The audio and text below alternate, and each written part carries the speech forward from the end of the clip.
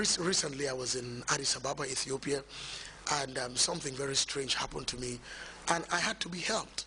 We got there in the night, and checked into my hotel, and the next day was just a resting day, and we had this major dinner for us there.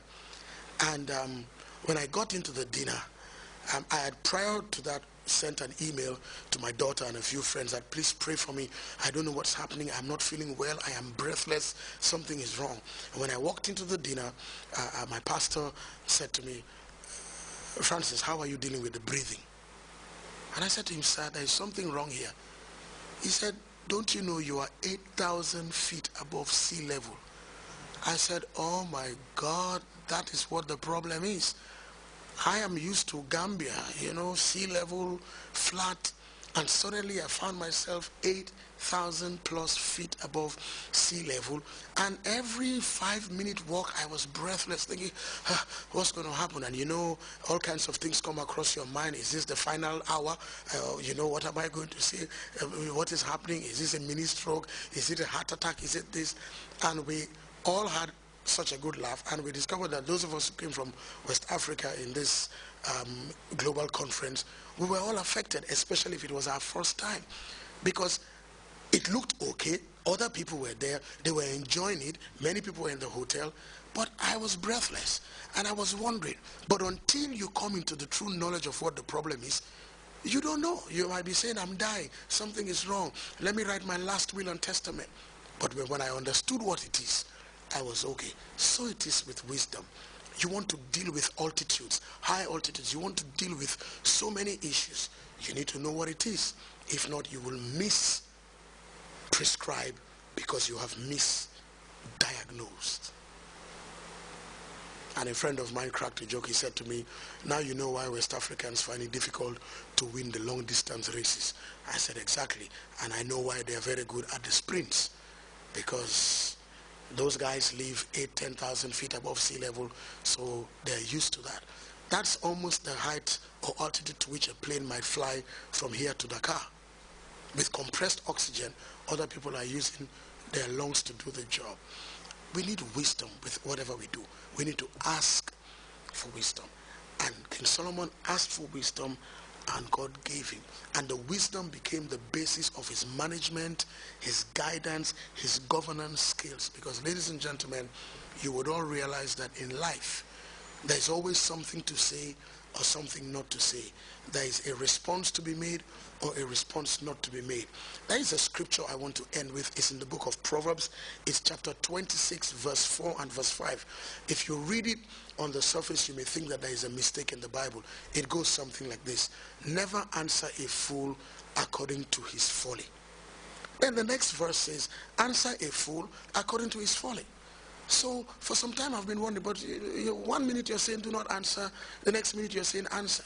Then of course, as you pray and you ask God for insight and you talk with mature people, I got to find out that sometimes you must know when to talk, and there are times when you must know not to talk. There's a time when you answer a fool and you look smart. There's a time when you answer a fool and you look just like him. So you must know how, when, where, what, why, and to whom to speak, to respond, if you must, because you must not always. And so Solomon asked God for wisdom to guide his people, to know when to talk, when not to talk, when to answer back, when not to answer back, how to judge between the people, how to do this, how to lead. He needed wisdom. And ladies and gentlemen, as I end, there is no university in this world for wisdom. True wisdom comes from God. You can be street smart, you can be wise as a virtue, as a reason of your age, the long time you have spent on this earth. But we all know that the oldest people in the world are not necessarily the wisest. But there's a lot to learn from them because they have made mistakes. So sometimes, at all times, in every situation, let's ask God for wisdom. At every strata of leadership, all the way to national, global leadership. When the UN General Assembly or the AU meets, I think they need to ask God for wisdom, because only God knows everybody's heart, and only God knows how to organize everybody's heart and make it well for the common good and for the peace of everybody. Until I come your way next week, by God's grace, this is Pastor Forbes saying, have a good evening, God bless us all, and good night.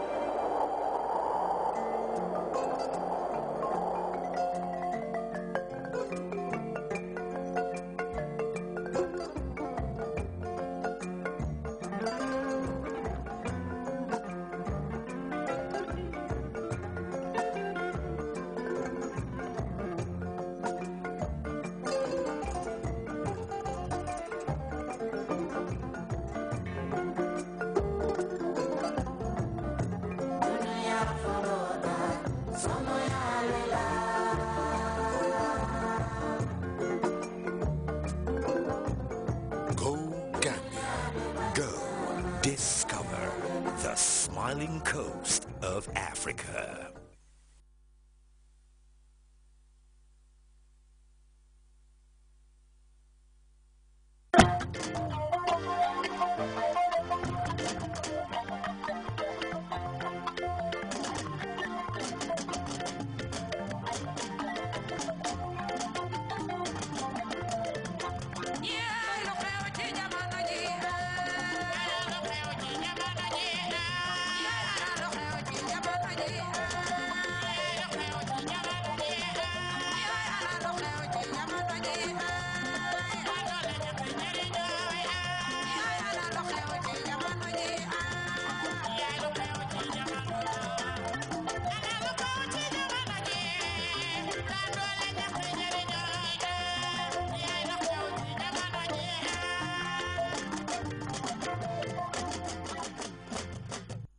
Nak Mama Jey dimanche bu nekk ci GRTS ci juróom-ñaari waxtu yee genn wàll ci ngoon ba ci juróom-ñetti waxtu yi jamono ji programme bu xew te ànd ak jamono